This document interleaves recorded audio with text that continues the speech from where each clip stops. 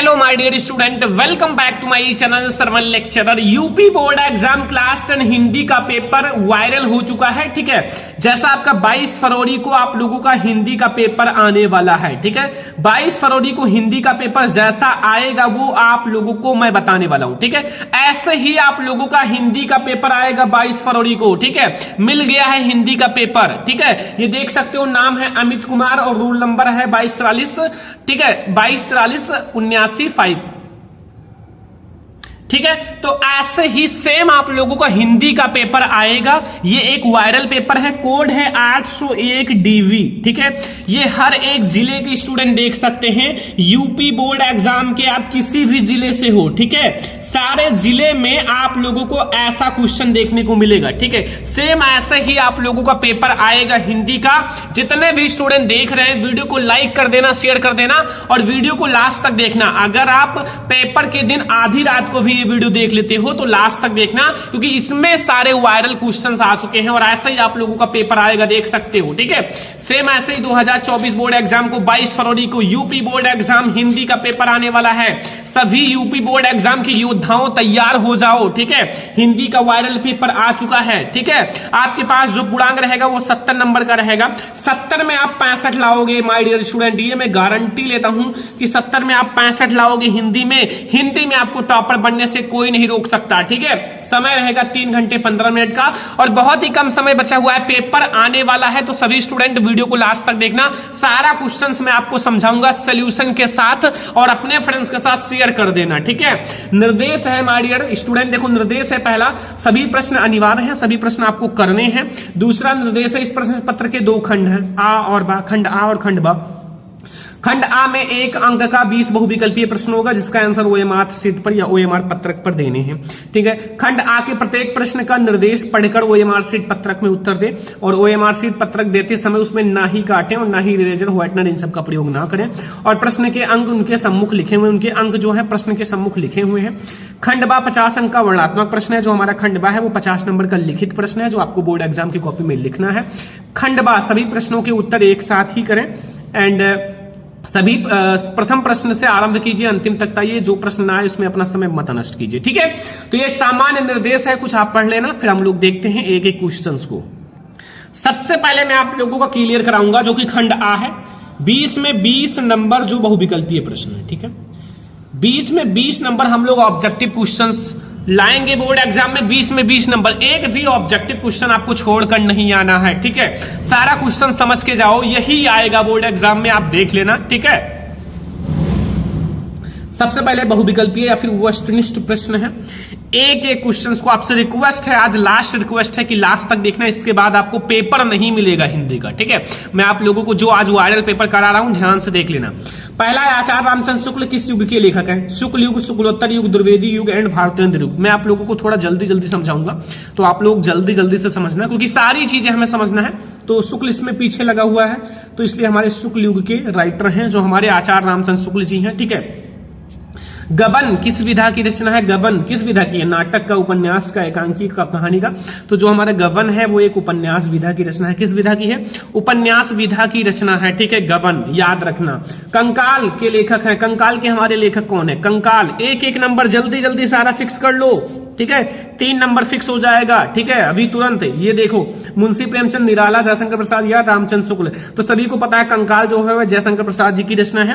और एक एक नंबर सारा फिक्स करते चलो, एक एक नंबर आप लोगों को फिक्स करते चलना, एक भी नंबर बोर्ड एग्जाम में छोड़कर नहीं आना है। जब तक हम 97 95 नहीं लाएंगे हिंदी में, तब तक मजा कहां आने वाला है। ठीक है, कलम का सिपाही कीर्ति है, धर्मवीर भारती, जैनेन्द्र का, अज्ञेय का या अमृत राय जी का? तो अमृत राय जी का है भाई, एक नंबर ये भी फिक्स है कि जो कलम का सिपाही है वो अमृत राय जी की रचना है। ठीक है, नेक्स्ट क्वेश्चन, शुक्ल युग की समयावधि? शुक्ल युग कब से कब तक है? 1919 से 1918 तक या 1936 से 1943 तक या 1919 से 1938 तक या 1850 से 1900 तक? तो भैया शुक्ल युग की जो समय सीमा है, कालावधि है, वो है 1919 से 1938 तक। ठीक है, 19 का पहाड़ा पढ़ोगे, 19 दूना 38। ठीक है, तो ऐसे आप ट्रिक से थोड़ा याद कर सकते हो। अगर चाहो तो। साकेत रचना है। साकेत किसकी रचना है? साकेत महाकाव्य किसकी रचना है? महादेवी वर्मा का, जयशंकर प्रसाद का, सुमित्रानंदन पंत या मैथिली शरणगुप्त? तो साकेत जो भैया है वो मैथिली शरणगुप्त जी की रचना है। किसकी है? मैथिली शरणगुप्त जी की जो साकेत है वो रचना है। ठीक है, तो 6 नंबर क्वेश्चन का हमारा मैथिली शरणगुप्त सही हो जाएगा। महादेवी वर्मा कवित्री हैं। महादेवी वर्मा किस युग की कवित्री हैं? प्रगतवादी युग की, छायावादी, द्विवेदी युग, प्रयोगवादी? तो महादेवी वर्मा जो है वो छायावादी युग की कवि हैं। ठीक है, किस युग की? छायावाद युग की कवि है। याद रखना, बहुत ही इंपॉर्टेंट क्वेश्चन है। एक एक नंबर सारा की रियल करते चलो। एक भी नंबर हम लोग बोर्ड एग्जाम में छोड़ेंगे नहीं, जब तक तोड़ेंगे नहीं तब तक छोड़ेंगे नहीं। 22 फरवरी को हिंदी के पेपर में आग लगा दोगे, एक एक नंबर आप करके आओगे। आप जो मैं आपको पढ़ा रहा हूं अगर आप पढ़ लोगे तो, ठीक है, क्योंकि ऐसे ही मैंने बहुत सारे स्टूडेंट को पढ़ा रखा है जो पेपर दे चुके हैं ऑलरेडी, और वो 97, 95, 98% तक हिंदी में लाए हैं, गारंटी है। लास्ट के दिनों में मैं आपको जो पढ़ाता हूं ना वो इतना ज्यादा स्पेशल होता है क्योंकि उसमें मैं आपको बहुत सारे वायरल पेपर लाता हूं। लाइक कीजिए, इसमें से इतने सारे क्वेश्चंस आपको पेपर में देखने को मिलेगा कि आप सोच नहीं सकते हो। एंड साथ में मैं आपको बहुत सारे मैराथन क्लास भी लाता हूं। ठीक है, तो इसलिए तैयार रखो। गंगा लहरी रचना है पद्माकर का, या फिर ये पद्माकर कर लेना। ठीक है, पद्माकर भूषण बिहारी मतिराम, तो गंगा लहरी पद्माकर की रचना है। ठीक है, समझ में आया? पद्माकर जी की रचना है। नेक्स्ट क्वेश्चन, आधुनिक काल की समय सीमा। आधुनिक काल की समय सीमा कब से कब तक है? 1919 से 1938 तक, 1936 से 1943 तक, या फिर 1918 से 1950 तक, या फिर 1843 से अब तक? तो 1843 से अब तक हमारा है आधुनिक काल की समय सीमा। अभी भी हमारा मॉडर्न युग चल रहा है। ठीक है, ललित ललाम किसकी रचना है? पद्माकर का, भूषण का, मतिराम का, बिहारी का? तो ललित ललाम किसकी रचना है? ललित ललाम मतीराम जी की रचना है। किसकी है? मतीराम जी की रचना है भाई, मतीराम की रचना है।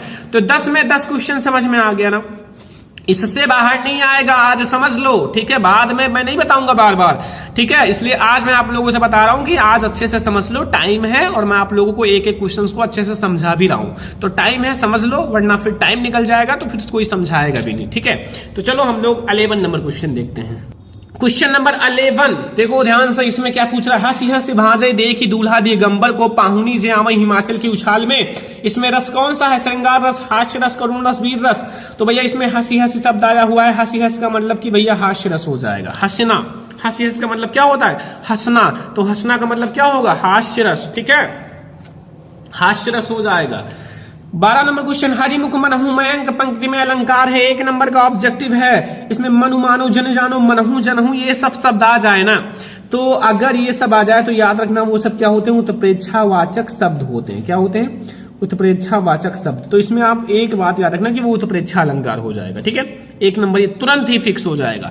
इस टाइप के क्वेश्चन याद रखना कि वो उत्प्रेक्षावाचक शब्द होते हैं और उसमें हमारा उत्प्रेक्षा अलंकार होगा। जैसे सोहत ओढ़े पीठ पटु श्याम सलोने गात मनो नीलमण शैल पर आपत प्रयोग प्रभात, उसमें मनो शब्द आ गया तो वो आपका श्योर है कि भाई उत्प्रेक्षा अलंकार है। ठीक है, ऐसे आपके होते हैं। नेक्स्ट क्वेश्चन, लिख कर लोहित लेख डूब गया द्रमण, यहाँ व्योम सिंधु सखी देख तारक बुंद बुंद दे रहा।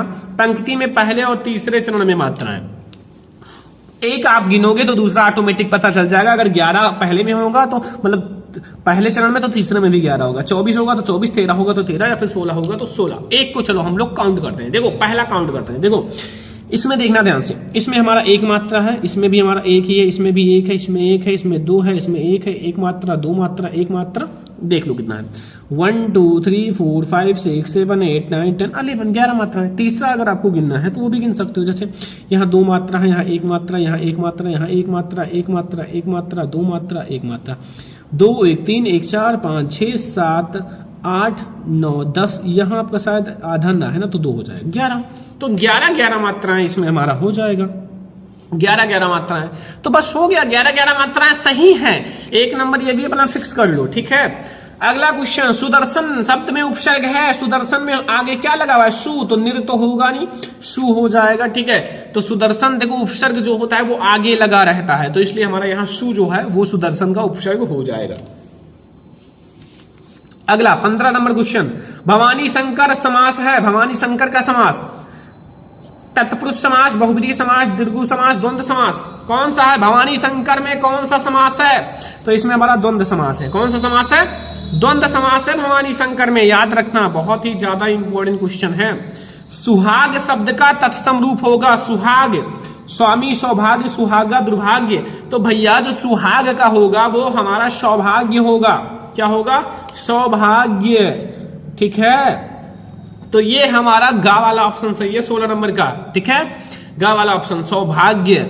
Understand? Next question my dear student 17 number, युष्मा विरूप है युष्मद का, 1 नंबर का ऑब्जेक्टिव है और इसमें आपसे पूछ रहा है कि भैया कौन सी विभक्ति है, तृतीय विभक्ति बहुवचन, पंचमी विभक्ति बहुवचन, सप्तमी विभक्ति द्विवचन या फिर द्वितीय विभक्ति एकवचन। तो इसमें जो हमारा है वो है तृतीय विभक्ति बहुवचन। क्या है? तृतीय विभक्ति बहुवचन। ऑप्शन नंबर का हमारा बिल्कुल सही है और ये भी 1 नंबर फिक्स हो गया। नेक्स्ट क्वेश्चन 18 नंबर, निम्नलिखित में मिश्र वाक्य है, 1 नंबर का ये भी ऑब्जेक्टिव फिक्स कि इसमें हमारा मिश्र वाक्य कौन सा है? आवानी आई और पढ़ने बैठ गई, या बच्चे दूध पीकर सो गए, या अध्यापक के सामने सब शांत रहते हैं, या जो झूठ बोलते हैं उन पर विश्वास मत करो। देखो यहाँ कॉमा लगा हुआ है ना, और यहाँ हमारे 2 वाक्य मिलकर 1 वाक्य बना है, तो इसलिए हमारा ये सही है। ये हमारा मिश्र वाक्य है कि जो झूठ बोलते हैं उन पर विश्वास मत करो। ठीक है, हो गया ना क्वेश्चन नंबर 18।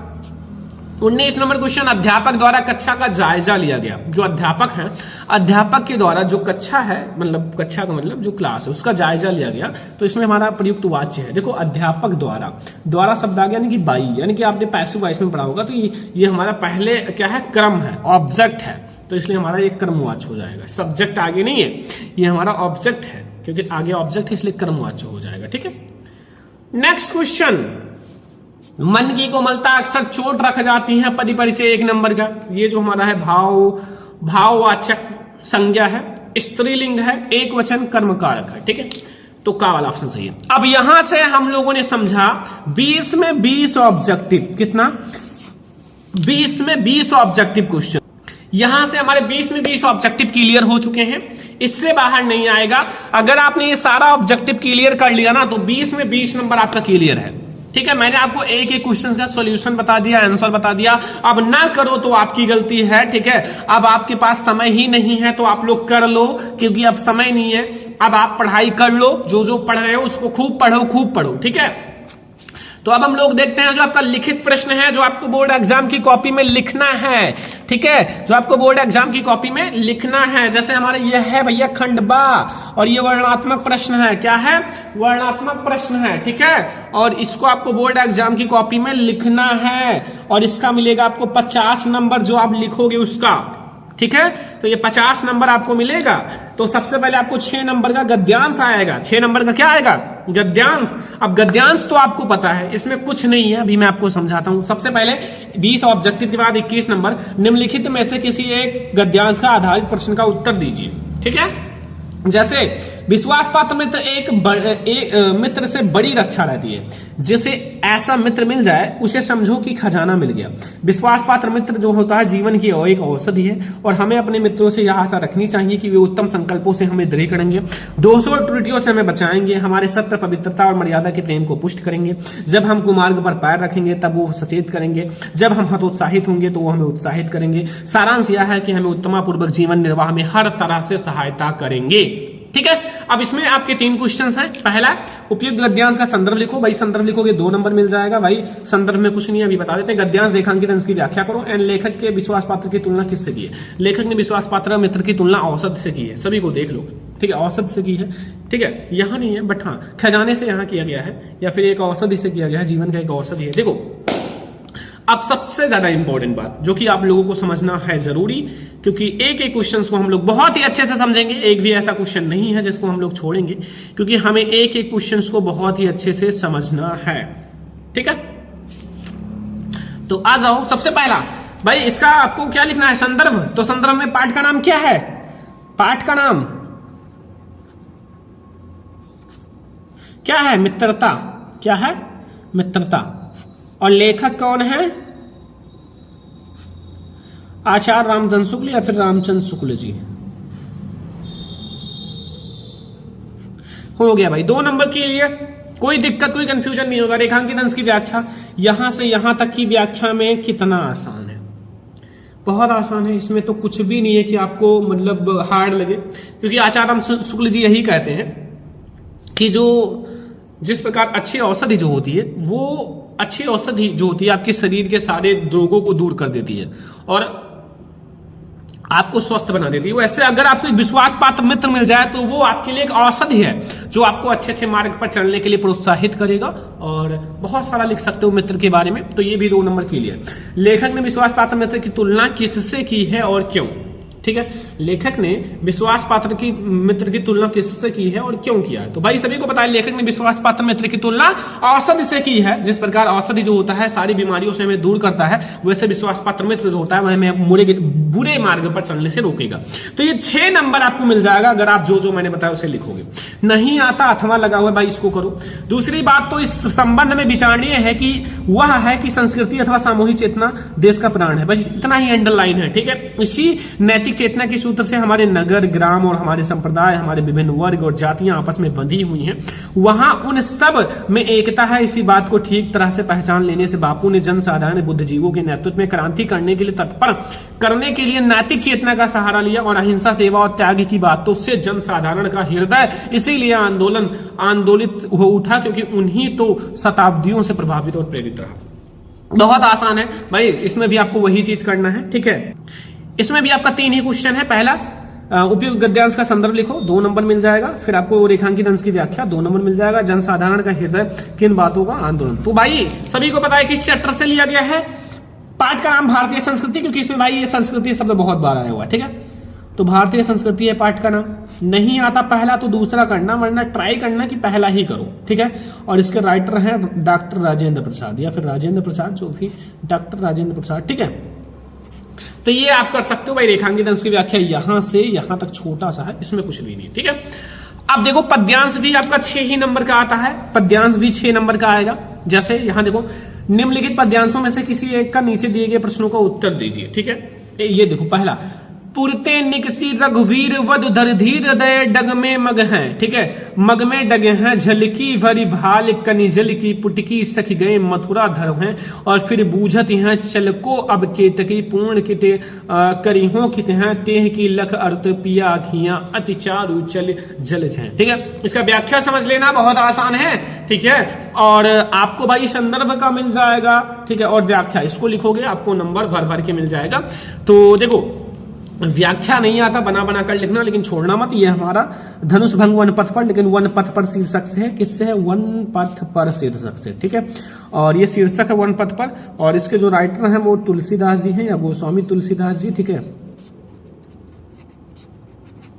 ठीक है, तो ये है इस चैप्टर से। देख लेना जो जो मैं आज आपको बता रहा हूं सारा भाई थोड़ा थोड़ा देख लेना। ठीक है, अब अगर आपको ये आता है तो कर लेना, नहीं आता तो दूसरा भी आपके पास ऑप्शन है। मेरे जीवन का आज मूक तेरी छाया से हो बिलाप तन तेरी साधना छू ले एंड मन के करुणा की था नाप उड़ में पावस दीर्घ में बिहान। किस पाठ से है? पाठ का नाम भाई हिमालय से। कहां से? हिमालय से। कवि कौन है? महादेवी वर्मा। महादेवी वर्मा। ठीक है, तो ये भी आपका क्लियर। ठीक है, तो एक एक चीज को क्लियर करो। इसमें कवि और पाठ दोनों मैंने आपको बता दिया। ठीक है, इसमें भी उसी टाइप से कोई एक करना था पद्यांश दोनों में से। तो इसमें भी 3 क्वेश्चन है भाई, 2-2 नंबर मिलेगा, 2-2 नंबर, 6 नंबर मिल जाएगा। ओके, अब सबसे ज्यादा इंपॉर्टेंट जो मैंने बहुत बार बता रखा है, बार बार बताने की जरूरत नहीं है।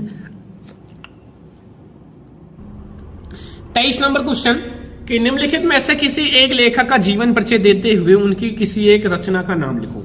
5 नंबर मिलेगा। ठीक है, 5 नंबर। कोई एक जीवन परिचय लिखना है, चाहे आप डॉक्टर राजेंद्र प्रसाद का लिखो, चाहे जयशंकर प्रसाद, चाहे आचार्य रामचंद्र शुक्ल, जो आपको बिल्कुल 100% याद हो उनका जीवन परिचय और रचना, वही लिखना। ऐसा ना हो कि आपको ना याद हो और आप उसको लिखो, उसको ट्राई मत करना जो आपको नहीं याद है। जो आपको बिल्कुल 100% याद है उसी को लिखना। ठीक है, खा वाला देखो, निम्नलिखित कवियों में से किसी एक कवि का जीवन परिचय देते हुए उनकी रचना लिखो। 5 नंबर इसका भी मिलेगा। और ये हमारा सूरदास, सुमित्रानंद पंत, बिहारी लाल, इन तीनों में से किसी एक का लिखना है। चाहे आप सूरदास जी का लिखो, चाहे भी समुद्रानंद पंत का, चाहे बिहारी लाल जी का, आपको मिल जाएगा 5 नंबर। क्या मिल जाएगा? 5 नंबर। तो भाई जो आपको आता है वो लिखना। मैं ये नहीं कहता कि आप ये लिखो वो लिखो, नहीं, आपको जो आता है वो लिखो। तो ये कवि और लेखक दोनों का आएगा, 5 नंबर का कवि का और 5 ही नंबर का लेखक का। ठीक है, तो लेखक और कवि दोनों अलग अलग हैं, आप देख लेना। एक का कोई एक लिख देना। जयशंकर प्रसाद जी का इसमें बहुत ज्यादा इंपॉर्टेंट है, इसमें आपका सूरदास जी और तुलसीदास जी का बहुत ज्यादा इंपॉर्टेंट है, इसमें आचार्य रामचंद्र शुक्ल, जयशंकर प्रसाद जी का। ठीक है, 5 मैंने बता रखा था कि ये याद कर लो। पेपर में देखो सब वही आ रहे हैं जो मैंने बता रखा है। ठीक है, पेपर देने जाओगे कहोगे सर आपने तो जो बता दिया वही आया। ठीक है, तो आज आपको यही बता रहे हैं कि तैयार कर लो, मेहनत कर लो, थोड़ी सी, ज्यादा नहीं करना है। अब 24 नंबर क्वेश्चन, निम्नलिखित संस्कृत गद्यांशों में से किसी एक का संदर्भ लिखिए, हिंदी में अनुवाद कीजिए। भाई 5 नंबर, ऐसा नगरी भारतीय संस्कृत भाषायां केंद्रम स्थलीय एवं संस्कृत भाषायां सर्वोच्चम आलोकः सर्वत्र प्रसिद्धः मुगल युवराज दारासिको भारतीय दर्शन शास्त्रम अध्ययनम् अकरोत् सा तेन ज्ञानेन तथा प्रभावितम् अभवत् तेन उपनिषदं भारतीय भाषां अनुवादं भाषणं कृतः। क्या है इसमें? इसका अनुवाद तो बहुत ज्यादा आसान है, इसमें तो कुछ भी नहीं है कि आपको ना समझ में आए अनुवाद में। ठीक है, ऐसा नगरी का मतलब होता है यह जो नगरी है भारतीय संस्कृति और संस्कृत भाषा में केंद्र स्थलीय केंद्र स्थली है। यह जो नगरी है भारतीय संस्कृति और भारतीय संस्कृति और संस्कृत का भाषा का केंद्र स्थली है। यहीं से जो संस्कृत साहित्य और संस्कृत भाषा का प्रकाश हर जगह फैला है। ठीक है, आलोकम सर्व प्रसिद्ध। एंड मुगल युवराज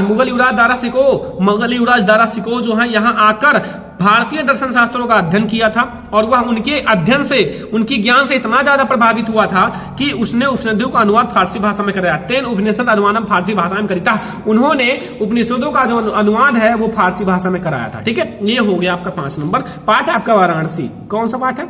वाराणसी। ठीक है, बस। अब दूसरा, अगर आपको ये नहीं आता तो ये वाला करो यार। ठीक है, दोनों में से कोई एक तो करना है। एकता बाबा जना धुनम अयम नगम प्रति गच्छम सम तेषु कशीचत ग्रामीणः केचित् नागरिकः आसन मौनम स्थिते तेषु एकः नागरिकः ग्रामीणम् उपहरन् कथयत्। कहता है ग्रामीणः अदम पूर्ववत् आशिक्षितः अज्ञानतं सह तेषां विकासम् अभवत् न चावरण सुर्गम तस्य। तो ये आपको पढ़ना ध्यान से। अब देखो मैं आपको इसका व्याख्या कैसे करनी है। देखो ये कहता क्या है कि एक समय बहुत से लोग रेलगाड़ी में चढ़कर नगर की ओर जा रहे थे। ठीक है, एकता बाबा जना, बहुत सारे लोग जो है रेलगाड़ी में चढ़कर नगर की ओर जा रहे थे। उसमें से कुछ ग्रामीण थे, कुछ गांव के थे और कुछ क्या थे, कुछ नागरिक थे, मतलब कुछ शहरी लोग थे। ठीक है, कुछ निवासी थे और तो कुछ शहर के लोग थे। कुछ उनके चुपचाप बैठे रहने पर एक नगरवासी, मतलब शहर का वासी, कहता है कि ग्रामीण का उपहासत, यानी कि उनका मजाक उड़ाते हुए कहता है कि ग्रामीण वासी पहले की बात आज भी गंवार और अनपढ़ है। ठीक है, गंवार और अनपढ़ हैं, ना तो उनका विकास हुआ है और ना ही हो सकता है। ठीक है, फिर नगरवासी के इस प्रकार के आकत को सुनकर कोई चतुर ग्रामवासी बोला, हे नगरवासी भाई, आप ही कुछ कहें क्योंकि आप अशिक्षित और जानकार समझदार हो। ठीक है, बस ये हमारा हो गया भाई, दोनों में से कोई एक करना है। अब देखो अगला क्वेश्चन। अब आपका पद्यांश आता है संस्कृत का पद्यांश। देखो आपको पद्यांश, इसका संस्कृत का पद्यांश और एक संदर्भ लिखना है, हिंदी में अनुवाद करना है। ठीक है, लिखा हुआ है उत्तरम यथ समुद्र हिमन दक्षिणम वर्ष तद भारतम नामः एंड भारतीय यत्र संतति। ठीक है, अब इससे भी आपको करना ही है क्योंकि बहुत ही ज्यादा इंपॉर्टेंट है। ठीक है, ये जो आपका चैप्टर है ये किस चैप्टर से लिया गया है माय डियर स्टूडेंट, बहुत ज्यादा इंपॉर्टेंट है। तो दोनों में से कोई एक ही करना है। मैं आपको एक का बता देता हूं किसी का। तो उत्तरम यथ समुद्रस्य, मतलब कहने का मतलब है ये हमारा वीरः वीरण पूज्यते पाठ से लिया गया। किससे लिया गया है? वीरः वीरण पूज्यते हैं।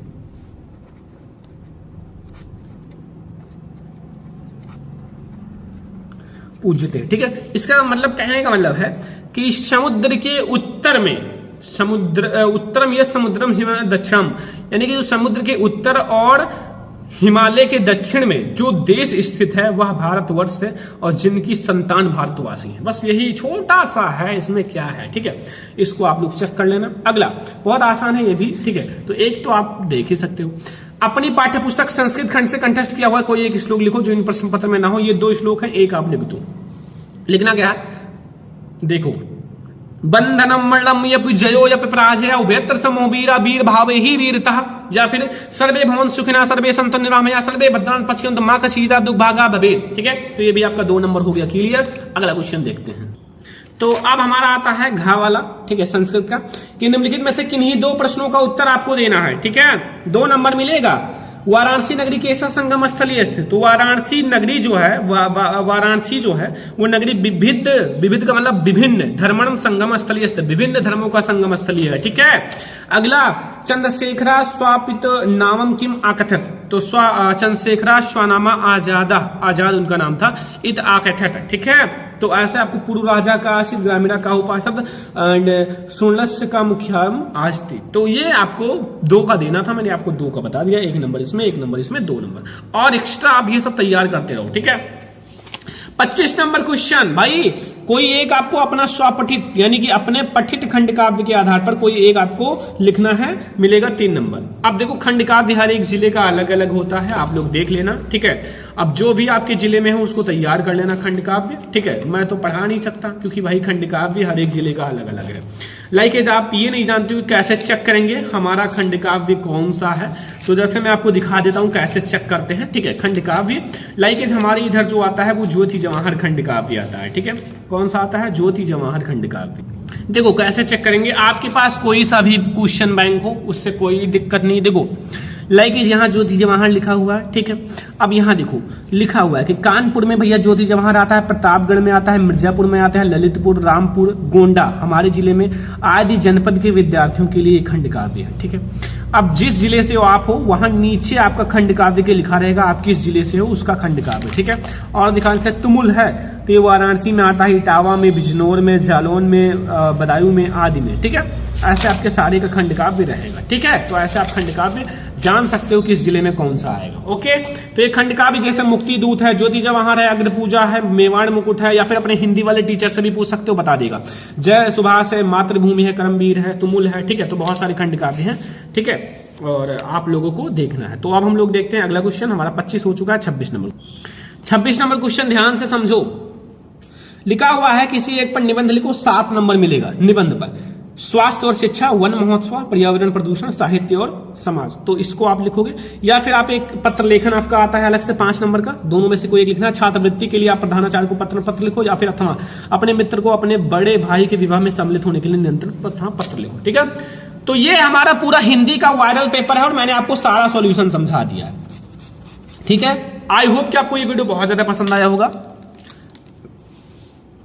22 फरवरी को पेपर देने वाले हो, हिंदी का आग लगा दो, तबाही मचा दो ये पूरा पेपर समझ के, और अपने फ्रेंड्स के साथ शेयर कर देना, वो भी ये पूरा पेपर समझ ले। साथ में आपको और भी किसी पेपर को चाहिए तो कमेंट कर देना, मैं आपको उसको भी ट्राई करके प्रोवाइड कर दूंगा। बहुत मेहनत लगता है ठीक है इसको लाने में, तो अगर कहोगे तो 2-3 दिन में प्रोवाइड कर दूंगा। तो आज के इस वीडियो को लाइक शेयर एंड सब्सक्राइब करना। चलो फिर मिलते हैं हम लोग नेक्स्ट इंपॉर्टेंट वीडियो में, तब तक के लिए जय हिंद।